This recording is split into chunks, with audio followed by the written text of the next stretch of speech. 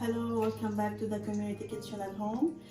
Today we're gonna be doing pumpkin soup. I thought it's a good time to do it now while we still can find pumpkins in the supermarket. Maybe you can't find the whole pumpkins, but you could find slices like this, which is good enough for like a 3 to 4 portions.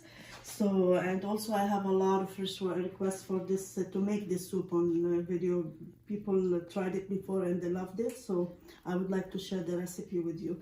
So as you can see, I already cut the pumpkins into big cubes in one bowl. The other bowl I have the potatoes, the onions, the garlic, and the zucchini also ready to go. So I'm gonna start with the most important point here is to saute the vegetables first. So we're gonna do that. You notice that the zucchini is peeled.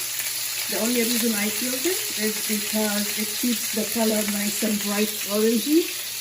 If you don't have a problem with the color, then you wanna keep the nutrients in it, you just peel the skin on and just wash it, cut it into pieces like that.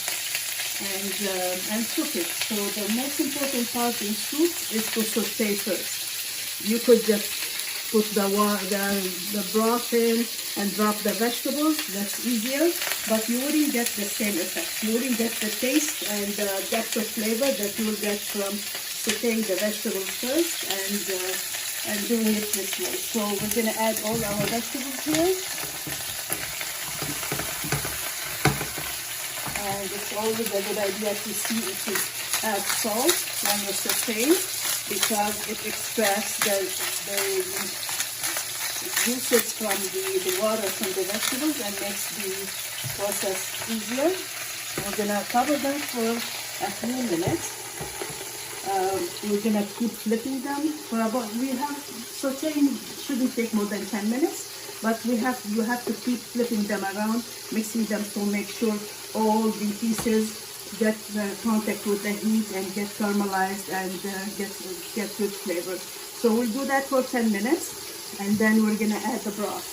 It could be chicken, it could be vegetables, it could be water, whatever your preference is. We're gonna add the broth to it, and we're gonna add a little bit of half a teaspoon of thyme, and a couple of bay leaves, like you can see.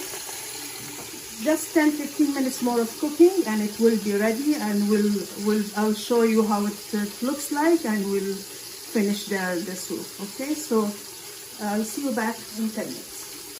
Hello, welcome back. It's been about 20 minutes.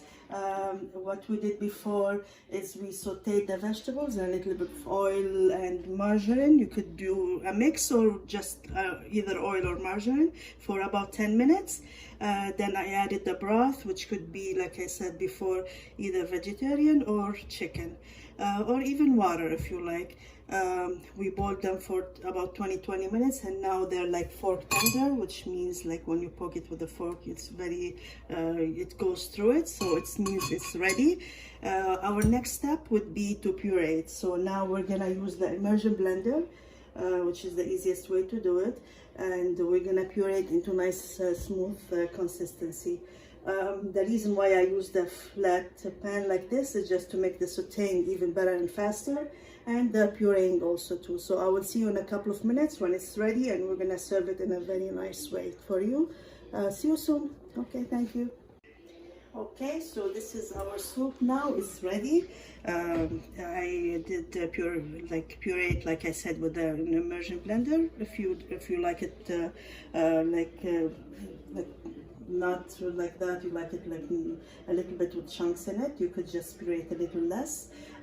What I want to say here, what would be a great addition to it is some cream at this point, or milk. It will give it a lot of creaminess and flavor, of course, but it's an option. You could use non-dairy milk too. You could eliminate it altogether, but it does add a lot of creaminess, like I said, and flavor to it if you can add it. And that would be it. It's like you noticed, it's easy as long as you follow the recipe. It's like 5 or 6 ingredients in it, very affordable to make, very tasty and healthy. I'm gonna present it in this little pumpkin here that I got it and removed all the seeds from it, which will make a nice cute presentation for it. So we're gonna fill our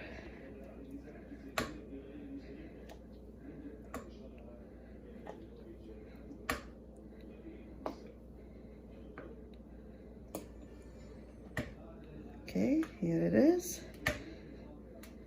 So that's our pumpkin here. We could garnish it with some herbs. Now, herbs are like a personal preference. Personally, I love chives with it. They taste very good. Fresh thyme tastes excellent. Parsley, even fresh basil, whatever you like when it comes to herbs.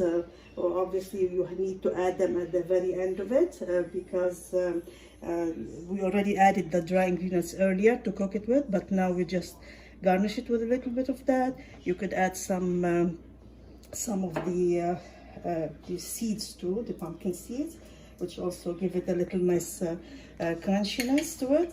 And that's it.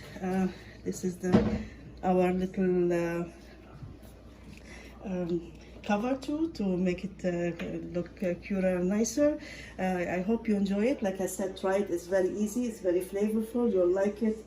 It's one of my favorite and my family's favorite during this time of the year. And I hope you do give it a try. I will see you soon next week. We're gonna be making something festive again, and most likely desserts and stuff like that we could do during the holidays we enjoy with our families. Thank you so much for watching, and I will see you soon. Thank you very much. Bye.